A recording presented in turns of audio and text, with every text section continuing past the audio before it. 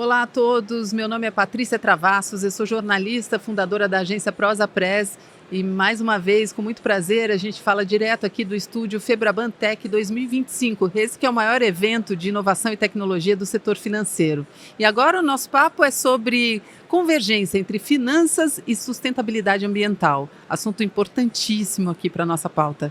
Como integrar estratégias financeiras e resultados ambientais positivos, promovendo a conservação da natureza, a resiliência climática e o desenvolvimento sustentável de longo prazo. A gente convidou para essa conversa a Fabiana Costa, que é superintendente de sustentabilidade do Bradesco, e a Cíntia Oller Céspides, gerente de sustentabilidade da Federação Brasileira de Bancos, a Febraban. Muito obrigada pela visita de vocês aqui ao nosso estúdio, pela conversa, pelo tempo de vocês. Nós agradecemos. Antes da gente começar o papo, eu vou apresentar um pouquinho melhor, com mais detalhes aqui, a experiência das duas. A Fabiana lidera a estratégia de sustentabilidade, a gestão e a performance ESG do Banco Bradesco. Com 20 anos de experiência no setor financeiro, ela tem se destacado na estruturação de negócios sustentáveis, na implementação das finanças climáticas e na articulação de soluções para a transição para uma economia de baixo carbono. Ela é economista pela PUC de São Paulo, tem MBA em Economia, Investimentos e Setor Financeiro pela FIP-USP e mestrado em Sustentabilidade pela GV. Muito bom, muito legal. Nossa, eu vou ter que ir aqui, para a gente conversar no mesmo nível. E a Cíntia é responsável pela coordenação e execução de projetos e iniciativas associadas ao gerenciamento de riscos sociais, ambientais e climáticos no setor bancário da Febraban. Sob seu escopo também está a promoção de finanças sustentáveis, a integração de aspectos ESG nos negócios bancários. Ela é formada em gestão ambiental pela USP, com pós-graduação em Química Ambiental e Engenharia de Controle de Poluição pela Faculdade Oswaldo Cruz. Muito obrigada de novo. Eu quero começar o nosso papo aqui. Eu acho que esse assunto é fundamental e não podia ficar realmente de fora num evento como esse. É tão bacana a gente ver setor bancário linkado à tecnologia, à inovação e à sustentabilidade de uma forma geral, né? Social, ambiental, a gestão mesmo das empresas, pensando no longo prazo. Vou começar com você, Fabiana. Por que você acha... como é que as empresas, os investidores estão vendo essa necessidade de convergência entre finanças e sustentabilidade? Deixou de ser uma escolha? Hoje é uma necessidade? Como é que isso acontece no Bradesco? Perfeito, Patrícia, boa tarde a todos. É um prazer participar com vocês nesta tarde. E como você bem disse, né, um evento de tecnologia e inovação, sustentabilidade não pode ficar de fora. Hoje é impossível falar de sustentabilidade sem olhar para a agenda de tecnologia e inovação. Sustentabilidade é uma jornada, eu acho que até você lendo aqui os nossos currículos, tanto eu quanto a Cíntia, a gente vem numa jornada de muitos anos de estudo, dedicação, mas de um tema muito dinâmico. Então, quando a gente fala em sustentabilidade, nós estamos falando de uma jornada de muito aprendizado. E nas empresas não é diferente. É impossível você falar de sustentabilidade sem falar de negócios. A sustentabilidade, ela precisa estar cada vez mais atrelada ao core business das empresas. E por quê, né? Porque não se fala de sustentabilidade sem falar de uma agenda de riscos e oportunidades.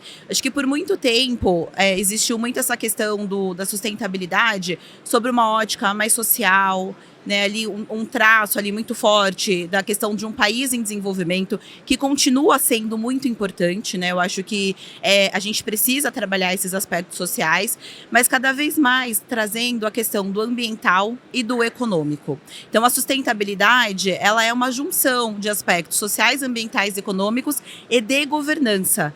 Eu gosto muito de trazer para conhecimento de todos, assim, muito a questão e a importância de diferenciar sustentabilidade do ESG. Porque quando a gente fala de sustentabilidade, nós estamos falando de estratégia, de geração de valor de longo prazo. Quando a gente está falando do ESG, que não é um tema novo, é um tema que surgiu lá em 2004, ali, a gente está falando de como a gente quantifica e tangibiliza tudo isso. Então, para uma empresa, é muito importante que ela tenha a sua estratégia de sustentabilidade alinhada à sua estratégia de negócios e o ESG para mensurar e verificar como ela está entregando toda essa geração de valor. E por que essa agenda tem se tornado cada vez mais importante, né? Eu acho que, do ponto de vista de decisão e de escolhas, nós temos hoje cada vez mais os nossos consumidores, os nossos clientes preocupados com a geração de valor, olhando uma agenda de longo prazo. Então, quando a gente escolhe um banco ali como uma escolha para se relacionar, para ser cliente, a gente está olhando todos os serviços, produtos, tudo que ele está ofertando, mas também o valor e o propósito daquela organização. E eu tenho muito orgulho de estar no Bradesco, que é uma organização que existe há 82 anos e que tem a sustentabilidade como um pilar da sua estratégia corporativa e no seu propósito a contribuição com o desenvolvimento sustentável. E de forma muito prática, né, o que isso significa? Que quando eu estou olhando uma estratégia, quando eu estou olhando ali a geração de valor para os meus clientes, a sustentabilidade faz parte de tudo isso. Então, há 82 anos, a gente nasce com um banco preocupado, né, com a educação, com a inclusão financeira. Hoje, mais cedo, né, o nosso CEO falou aqui na abertura da Febrabantec, ele trouxe muito isso, né, o nosso banco de 82 anos, atuando em todas as regiões do Brasil, levando acesso ao serviço bancário, educação e inclusão, mas também agora, no momento de transformação, onde a gente tem utilizado cada vez mais a inteligência artificial, a tecnologia, para melhorar a jornada do nosso cliente. E a sustentabilidade está conectada a tudo isso. Então, hoje no Bradesco, essa nossa jornada, ela começa olhando a nossa operação. Então, assim, lá atrás a gente começou olhando esse tema, muito o nosso aspecto ambiental, quais eram as emissões geradas pela nossa operação. Então, desde 2007, o Bradesco começou a inventariar os gases de efeito estufa da sua operação, a trabalhar ali produtos, serviços.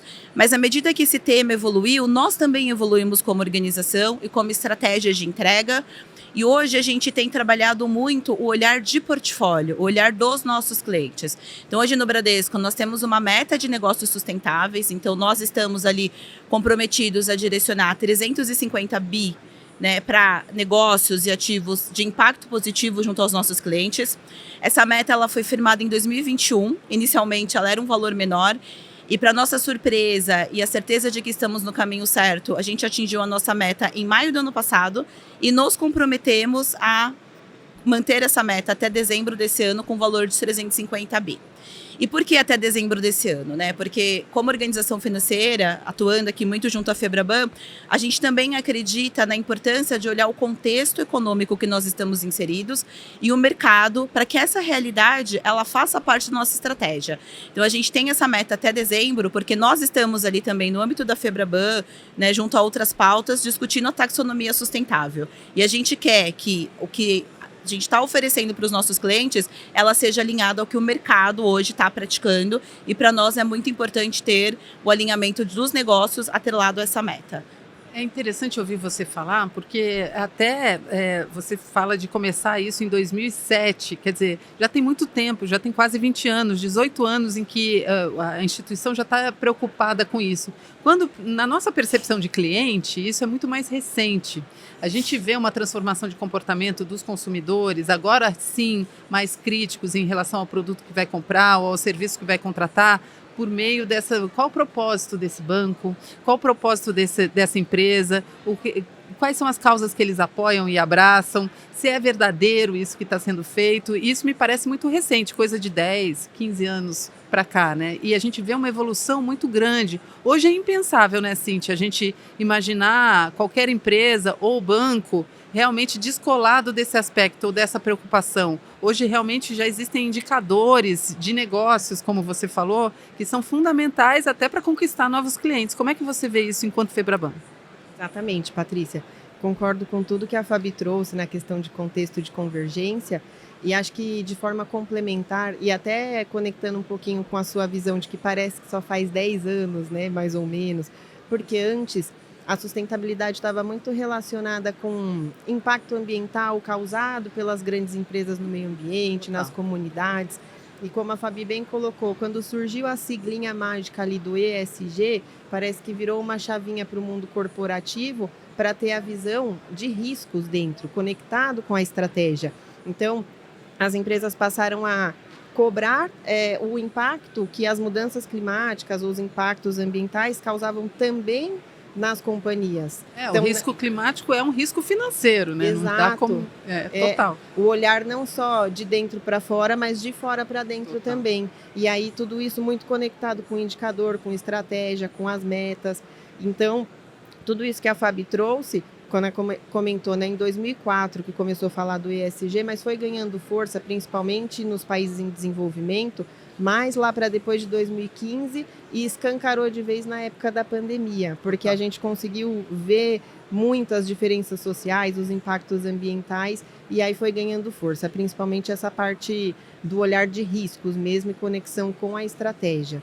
Aí aqui na Febraban a gente busca sempre fazer essa conexão com o olhar os diversos olhares, né, de cada instituição. Então, por exemplo, a Fabi comentou tanto de tempo que eles já têm as metas estabelecidas e os processos deles. As instituições têm os seus processos internos. A gente tenta conectar um pouco do olhar de cada um para ter uma agenda setorial também. Tem coisa que a gente precisa aprender junto, todo mundo, para daí cada um seguir o seu caminho específico depois. Então, a gente tem muito essa visão de articulação entre as instituições. Deve ser interessante porque cada instituição está num momento diferente. Como é que você ainda vê resistência de alguma, ainda é possível isso, alguma instituição resistente a abraçar a sustentabilidade ou criar produtos que estejam realmente atrelados a isso verdadeiramente? Não, muito pelo contrário. Eu vejo elas cada vez mais engajadas. As instituições maiores, que já têm as metas mais claras, puxa esse bonde assim, com muito mais força, é muito mais nítido. Mas as menores seguem o mesmo caminho e estão cada vez mais engajadas também. Posso até dar como um exemplo que a gente está fazendo uma jornada rumo à COP com uma série de capacitações para o setor, e aí a gente quis conectar com as pessoas de outras áreas, a Febraban, né, coordenando essas capacitações. Então, assim que a gente lançou, várias áreas super interessadas em participar, não só o pessoal de sustentabilidade, mas pessoal de riscos, pessoal de negócios, pessoal do jurídico e por aí vai.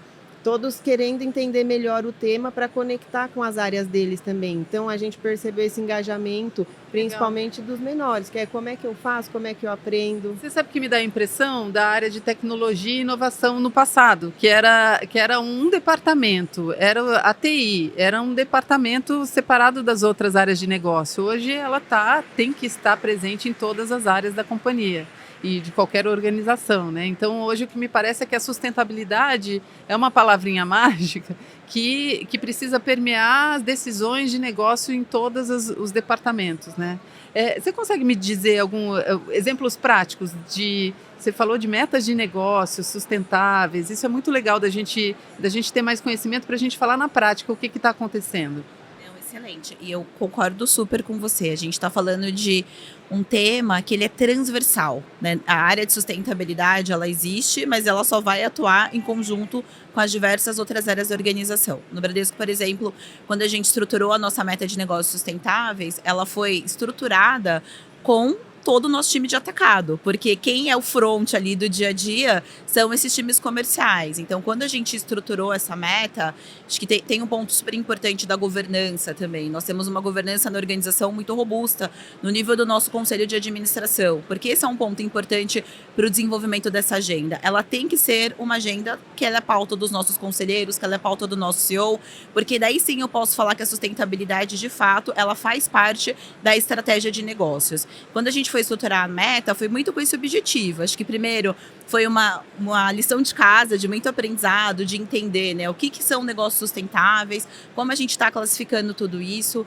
Eu acho que aqui a atuação junto à Febraban foi muito importante, porque negócios sustentáveis, para a gente classificar e considerar tudo isso, foi frutos de muitos anos de atuação ali junto com a Febraban. Em 2014, a gente divulgou ao mercado a primeira taxonomia sustentável ali no âmbito da Febraban, onde a gente conseguia classificar ali por quinais, né, por classificações setoriais, quais negócios poderiam ser consideráveis, sustentáveis ou não. E quando a gente construiu a meta, foi uma preocupação de ter um olhar técnico do que a gente está considerando nesse escopo. Então, a gente trabalhou ali junto com a taxonomia da Febraban, portfólios de produtos e serviços. Hoje nós temos ali toda a parte de green building, painéis solares, veículos híbridos elétricos, toda uma parte ali de crédito para microempreendedor também, e operações rotuladas, né? Eu acho que esse foi um ganho muito significativo no mercado nos últimos anos. Então, o mercado ele foi evoluindo muito, o mercado de capitais ali com os green bonds, social bonds, e também a parte de loans, né, que são os créditos com rotulagem ESG.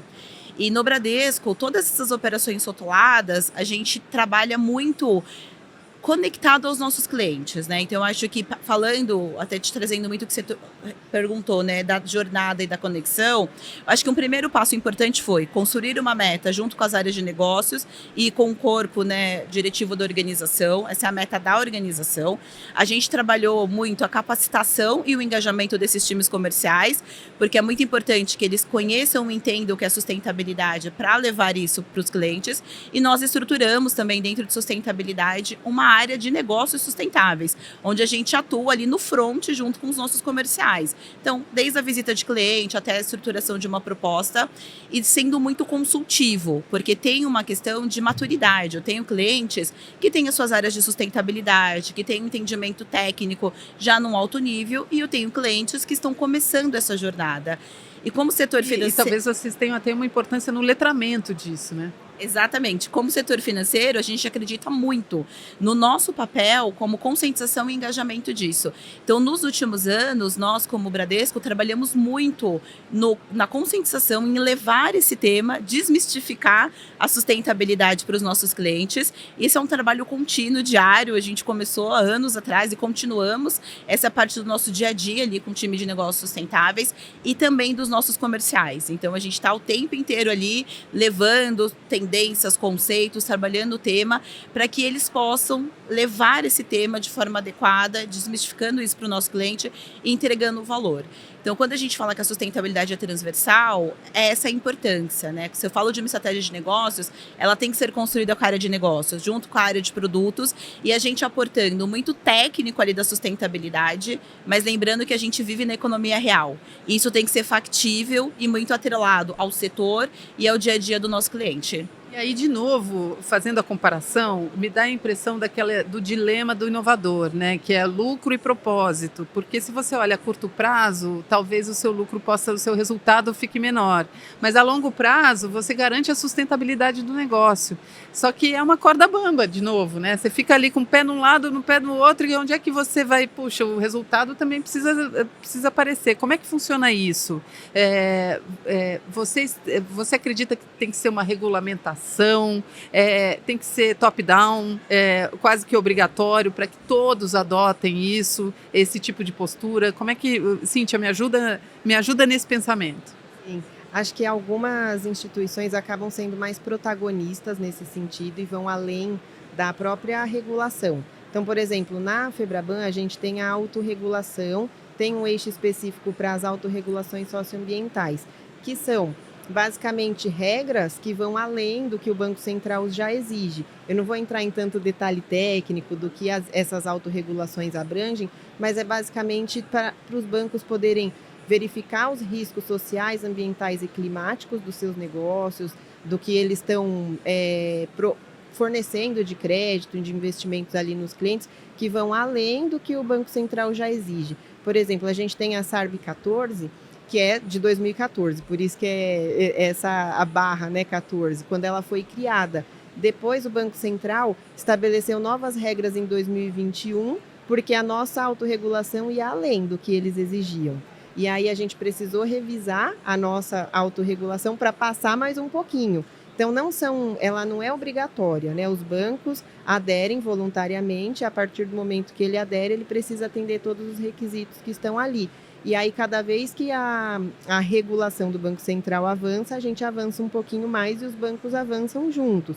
Toda a discussão técnica é feita em conjunto, até para entender, para a gente não dar um passo maior do que a perna também e não conseguir atender o que a gente mesmo está propondo. Então, isso é uma construção conjunta e com diversas áreas, inclusive com a área de negócios, justamente por conta do ponto que você trouxe.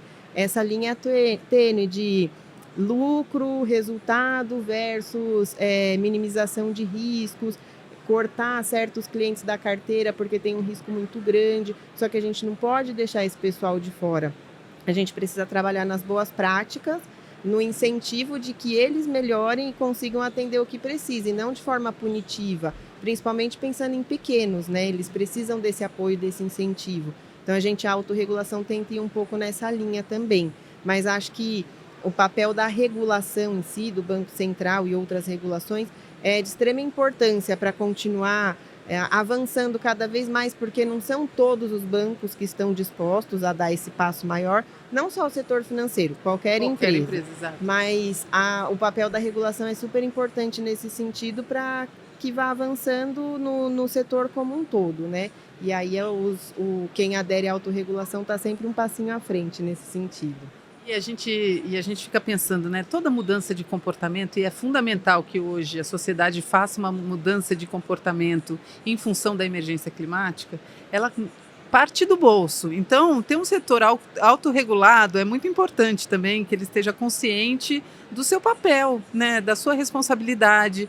E aí, nesse sentido, vocês sentem que houve uma evolução por conta muito motivada pelos fatores externos, que todas as tragédias ambientais que vêm acontecendo em um período curto de tempo estão tão mais visíveis do que 10 anos atrás, quando talvez a regulação tivesse sido escrita? Tem havido um avanço ou uma preocupação maior nos últimos anos em função desses fatores externos?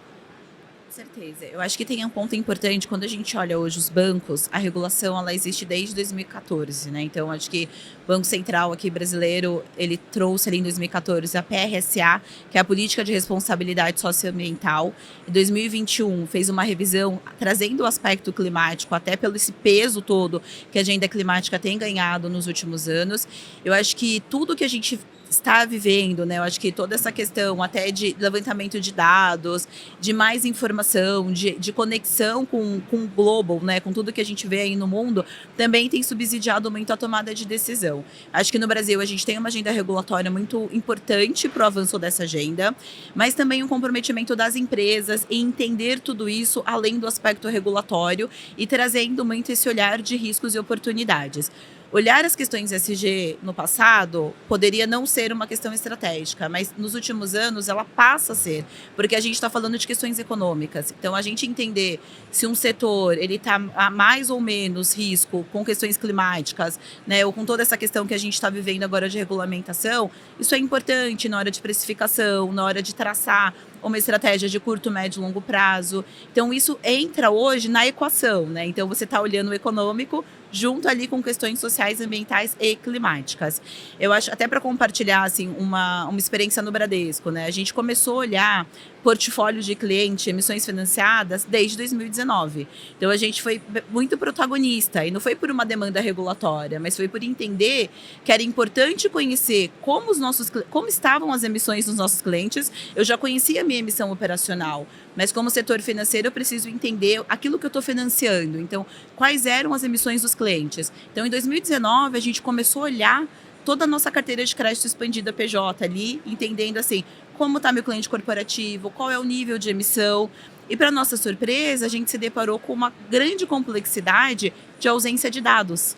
Porque na economia real, é muito comum você pedir balanço para a empresa.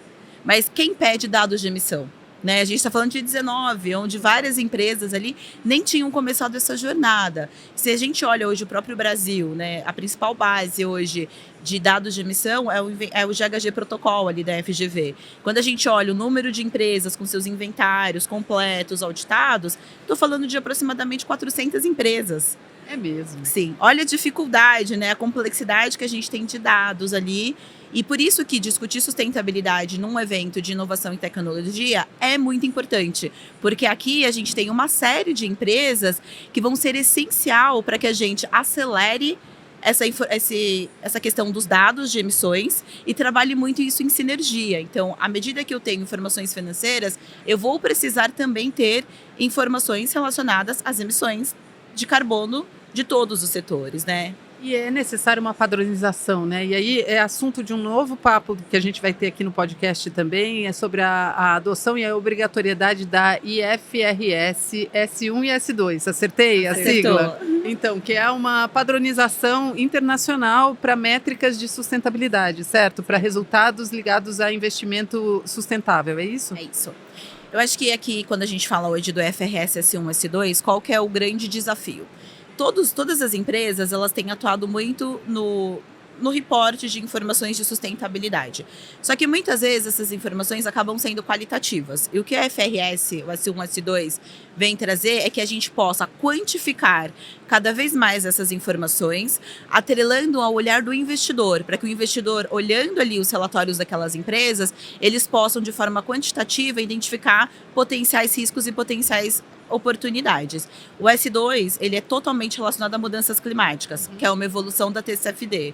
Então, hoje, aqui no Bradesco mesmo, a gente tem relatórios climáticos divulgados e algumas empresas que já estão há mais tempo nessa jornada já têm vários reportes, mas mesmo assim, vai ser cada vez mais importante quantificar. Né? Então, qual que é o impacto real, quanto que isso vai impactar no portfólio, um determinado setor, e sempre partindo da lógica de materialidade. Então, o que é mais material para um setor bancário, o que é mais material para um setor da indústria? Interessante. E isso talvez seja um divisor de águas, né? Porque aí, quando o investidor vir valor realmente em investir mais numa empresa que tem as suas métricas, que consegue realmente reportar e quantificar, não é só qualificar. Embora, claro, seja muito importante você ter a intenção, mas você precisa saber que resultado efetivo, porque esses novos produtos ligados à sustentabilidade, a gente precisa entender que impacto ele causa realmente no meio ambiente. Se ele realmente está ajudando, porque às vezes pode ser só uma ideia de que ele está ajudando e não ser efetivo, né? Você quer falar um pouquinho sobre isso?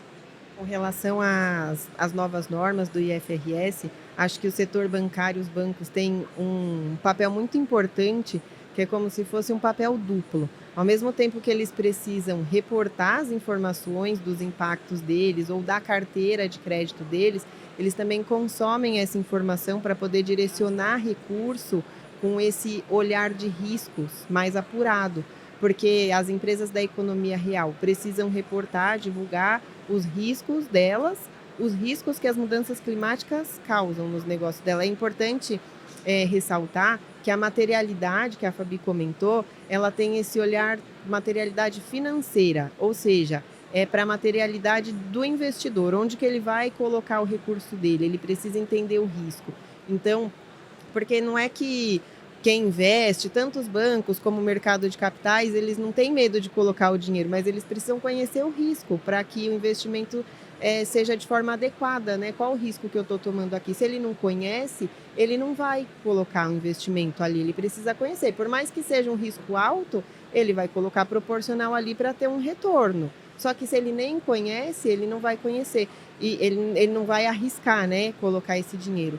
E aí os bancos têm esse papel também de olhar para onde direcionar o recurso. É tudo muito conectado, não só a importância de reportar para que o mercado como um todo entenda a carteira de crédito dele, a carteira de investimento, o que está causando de impacto ou o que está sendo feito para minimizar, mas também para canalizar. A gente fala muito desse 1,3 trilhões da COP. E de onde vai vir esse dinheiro? Não vai vir só do governo, vai vir do setor privado também, não vai ser só do Brasil, vai vir do capital estrangeiro também. Todas essas pessoas que são as donas desse dinheiro, elas precisam entender o risco que elas estão assumindo, porque senão elas não vão... Onde esse dinheiro está sendo investido de verdade, né? Sim. Um outro conceito importante quando se fala em sustentabilidade é a colaboração e a parceria. Eu queria que vocês falassem agora um pouquinho de parcerias, que eu sei que tem cases já acontecendo de parceria ligados a negócios sustentáveis no Bradesco. Fala um pouquinho para mim, Fabi. Não, legal. Eu gostaria de falar de parcerias, acho que sobre duas óticas. Primeiro, clientes. Eu acho que aqui a gente está falando de uma agenda de parcerias de longo prazo com os nossos clientes. Eu acho que quando a gente traz aqui essa agenda de negócios sustentáveis, né, operações rotuladas, trabalhar isso com o cliente, eu estou construindo uma parceria que eu não estou olhando hoje, eu estou olhando o desenvolvimento daquele cliente, o desenvolvimento daquela empresa, e dentro do escopo de negócios sustentáveis é isso que a gente trabalha e defende muito nessa construção de operações rotuladas. Eu acho que tem um potencial muito grande de, nesse processo de parceria, a gente não só trabalhar uma operação pontual, mas desenvolver o cliente na temática de sustentabilidade e construir isso junto com eles. Então, No Bradesco, toda operação que a gente faz rotulada com o cliente, a gente constrói ali um framework com ele, onde a gente vai estar colocando as principais métricas, metas, muito alinhada ao negócio dele, e também passamos por uma verificação externa. 100% das nossas operações rotuladas passa por um SPO, que é uma checagem de uma empresa independente, um Second Party Opinion, justamente para que aquele cliente tenha a credibilidade de também falar isso ao mercado. A gente trabalha muito uma parceria que seja verdadeira, né? E que isso esteja alinhado à transformação daquele negócio e principalmente a contribuição com o desenvolvimento sustentável. E por um outro lado, a gente acredita muito nas parcerias públicos-privadas, né? Eu acho que desde as parcerias, a atuação via associação de classe, onde ali, como setor, a gente atua muito para o fomento e para o desenvolvimento dessa agenda, independente do nível de maturidade de cada banco, mas onde a gente possa trabalhar de forma ecossistêmica, onde todos ali tenham acesso à informação e construam essas estratégias se ajudando, e também parcerias com terceiro setor, outros setores relevantes. No Bradesco, por exemplo, eu gosto de citar duas grandes parcerias que nós temos. Esse é um ano de COP e a gente fala muito da COP no Brasil, do potencial do Brasil, mas eu gosto de trazer duas palavras que para mim marcam muito quando a gente fala de COP ou toda essa agenda de sustentabilidade, que é legado e implementação. Tudo que nós estamos fazendo não é uma agenda de 2025, mas é o que nós fizemos, que nos trouxe até aqui, e o que nós vamos fazer que vai nos levar para o futuro, né? Para essa contribuição maior com o desenvolvimento sustentável. E a gente acredita muito que a sustentabilidade ela vai ser um impulsionador para que o Bradesco atue por mais 80, por mais 100 anos, comprometido com esse propósito de desenvolvimento sustentável. E dentre as parcerias que nós temos, a gente tem uma parceria com a SOS Mata Atlântica. É uma parceria de quase 4 décadas, onde o Bradesco foi protagonista ali dentro dessa atuação. Nós já destinamos cerca de 182 milhões de reais para a SOS. Dentre os projetos de restauração, onde já restauramos cerca de 34 milhões, né, de mudas nativas.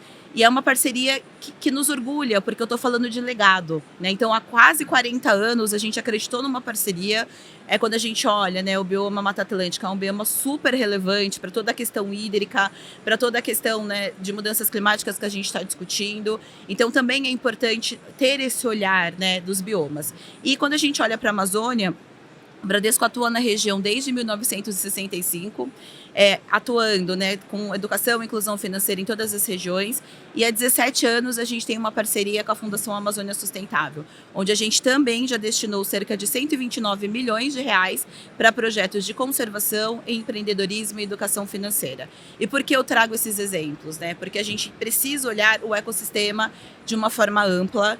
Essas parcerias, elas são importantes para que a gente possa aculturar todos, né, os públicos, os diferentes públicos que a gente tem, e trabalhar essa agenda de forma transversal. Quando eu levo projetos de empreendedorismo, educação financeira, quando eu apoio essas organizações, eu estou fomentando o desenvolvimento local. E isso é extremamente relevante para o equilíbrio ecossistêmico, para uma agenda de mudanças climáticas. Então, eu acredito muito que são parcerias que vão tornar essa jornada cada vez mais estratégica e, de fato, quantificar o que a gente está fazendo como sustentabilidade no Brasil. Legal. E você, Febraban, Cíntia, me conta, o que você pensa em tendências de sustentabilidade nesse setor financeiro? Em termos de tendências, acho que levando em consideração o momento que o mercado está passando, como a gente comentou um pouquinho da questão das regulações, a necessidade de organização dos dados de um modo geral, porque os bancos precisam, né, consumir os dados da economia real para reportar os deles próprios, como a gente foi comentando. E aí a gente precisa, acho que a tendência é essa conexão com a tecnologia, como a gente está vendo muito aqui na Febrabantec, porque para a gente organizar essa quantidade imensa de dados e de forma que a gente consiga usar de verdade para os reportes, e essa conexão entre todas as formas de reportes que os bancos e as empresas da economia real precisam, a gente vai precisar do apoio da tecnologia. O pessoal do TI, o pessoal mais high-tech vai ter que estar junto com a gente para organizar tudo isso, a gente entender a linguagem deles, eles entenderem a nossa, para que a gente consiga estruturar. Eu posso até dar um exemplo, como a Fabi colocou das emissões financiadas, que foi o exemplo que ela usou. A gente tem um grupo de trabalho na Febraban, que é justamente para organizar um pouco disso, das emissões financiadas. Então, a gente junta os bancos para discutir quais são os gargalos, quais são os gaps, o que a gente pode fazer para ajudar enquanto entidade setorial. Aí a gente já entendeu que o maior desafio é essa organização dos dados, é essa padronização, como que cada um deve reportar. Então a gente está trabalhando com uma empresa de tecnologia justamente para ter uma base comum, para que todos os bancos possam utilizar, para ter uma base de fatores comum, também não vou entrar muito no detalhe técnico aqui, mas para que todos possam consumir de um local específico. E toda essa construção depende dessa conexão com o pessoal de tecnologia. A gente vai chegar com a linguagem técnica de sustentabilidade e eles com a de tecnologia para a gente conseguir montar essa grande base setorial para que todos os bancos consumam e consigam reportar de forma padronizada e mais para frente, estudos setoriais, tudo que a gente puder fazer uso, bom uso desses dados mesmo. Então, acho que a tendência principal é essa no momento. Ai, a gente fica até com um pouco de esperança, assim, sabe? Olhando para o futuro, pensando em sustentabilidade. Eu marquei aqui algumas palavras que eu acho que fazem sentido para a gente meio que concluir nossa fala. Conscientização, conexão, colaboração, inteligência, regulação, foi tudo que a gente falou aqui quando envolveu sustentabilidade. Só para a gente terminar, eu queria só que vocês falassem sobre a expectativa de vocês em ano de COP no Brasil. Realmente, eu acho que isso é um evento importantíssimo ligado à área de vocês. O que vocês acham que o Brasil vai se colocar mesmo como esse protagonista nesse movimento que é tão necessário hoje? Sim, eu acho que sim. Acho que apesar de todos os desafios que a gente tem visto de questões logísticas e tudo que precisa ser implementado em tão pouco tempo, apesar desses desafios, eu vejo todas as pessoas ali do governo que estão cuidando disso fazendo com muita boa vontade, com um diálogo muito aberto. Todos os eventos que você vai, você encontra o embaixador André Corrêa do Lago, a CEO Ana Toni, participando, escutando, tentando colocar uma organização, principalmente nas pautas, e uma conexão muito próxima com o setor privado também. Não só ali na pauta de governo, mas porque eles já entenderam que para a implementação precisa da participação do setor privado, precisa do setor financeiro também, todo mundo se conversando, ninguém vai conseguir resolver isso sozinho. Então, eles estão com esse diálogo muito aberto, isso a gente percebe no dia a dia. A CEO Ana Toni até participou do nosso último comitê ESG, que a gente tem um comitê ESG na Febraban, participam as lideranças dos bancos e ela participou com a gente para contar um pouco do que eles estão propondo e escutar o que a gente está se organizando também, enquanto setor financeiro, né? Questão de posicionamento, o que a gente espera do governo para que todos esses recursos que a gente tanto fala possam ser direcionados para os lugares certos, como que a gente estrutura novos instrumentos em conjunto, parceria público-privado, como a Fabi comentou um pouquinho. Então, eu sou uma pessoa otimista. Eu já vejo isso com bons olhos, mas acho importante reforçar que nada vai se resolver na COP e o trabalho também não vai acabar ali em novembro. Só precisa da implementação, né? Exatamente. Mas é tão bom ouvir que alguém do setor de sustentabilidade está otimista, porque eu fico me sentindo tão ingênua em muitos momentos, até por falta de conhecimento mais profundo, né, e técnico. Mas é bom ouvir de vocês. E você? Super otimista. Olha que delícia, gente. Olha, vamos acabar aqui felizes. Não, e com certeza. Eu acho que é impossível trabalhar numa agenda de sustentabilidade sem otimismo. Eu acho que aqui a gente está no evento de tecnologia falando de sustentabilidade. Nós temos o FRS trazendo sustentabilidade para conexão com todas as informações financeiras. Então, acho que fica claro para o mundo que não vai existir desenvolvimento sustentável, não vai existir questões econômicas sem olhar para a sustentabilidade. E a COP no Brasil, ela é um marco. Acho que a gente ouve muito, assim, COPs anteriores, outros eventos internacionais, do potencial que o Brasil tem quando a gente fala de uma agenda de descarbonização, por uma agenda de transição. E por todas as questões, né, a riqueza natural que o nosso país tem. E eu acho que aqui a gente está no momento justamente de mostrar para o resto do mundo o que de fato é o Brasil, né? Por toda a sua riqueza natural, por todo o trabalho, a robustez que o setor privado tem trabalhado, o setor privado tem ganhado muita relevância nas últimas COPs e porque a gente está falando de cooperação. Essa é uma agenda público e privada. É importante que a gente trabalhe de forma muito articulada e sempre quantificando a sustentabilidade. Eu acho que a gente chega num marco do tema, da história muito importante de mostrar para o mundo, né, de forma quantificada, tudo que o Brasil tem. E a gente tem muita coisa, né? Então, acho que, com certeza, muito otimista. Tem muito trabalho até novembro, mas eu acho que todos nós aqui, empresas, né, que atuam no tema de sustentabilidade, vão estar lá na COP, tem muito essa reflexão. A gente quer mostrar, não em novembro, a gente quer mostrar o nosso legado, o que nos trouxe até aqui, o que posiciona o Brasil como um dos principais países no fomento dessa agenda de descarbonização e com todo esse potencial. E como juntos, né, de forma colaborativa, a gente vai atrair cada vez mais capital internacional, atrair investimento, para que a gente fomente de forma muito realística e olhando a economia real, o desenvolvimento sustentável que nós todos buscamos. Então essa é uma agenda que já começou, ela é reforçada em novembro, mas ela continua. Afinal, sustentabilidade não é hoje, é futuro e a gente precisa ir implementando isso todos os anos. A gente não poderia terminar de forma melhor esse painel. Eu queria agradecer de novo Fabiana Costa, superintendente de sustentabilidade no Bradesco, e a Cíntia Céspides, gerente de sustentabilidade na Federação Brasileira de Bancos. Muito obrigada, foi uma delícia conversar com vocês. Nós que agradecemos, foi um prazer, parabéns por tudo, pelo evento, parabéns Febraban. Muito obrigada aqui a todo mundo que está em torno do nosso estúdio ouvindo o nosso papo. Obrigada a você que está de casa, do escritório, da academia, do trânsito, acompanhando esse papo tão bacana, tão otimista e com tanta informação e dados para a gente pensar no nosso futuro.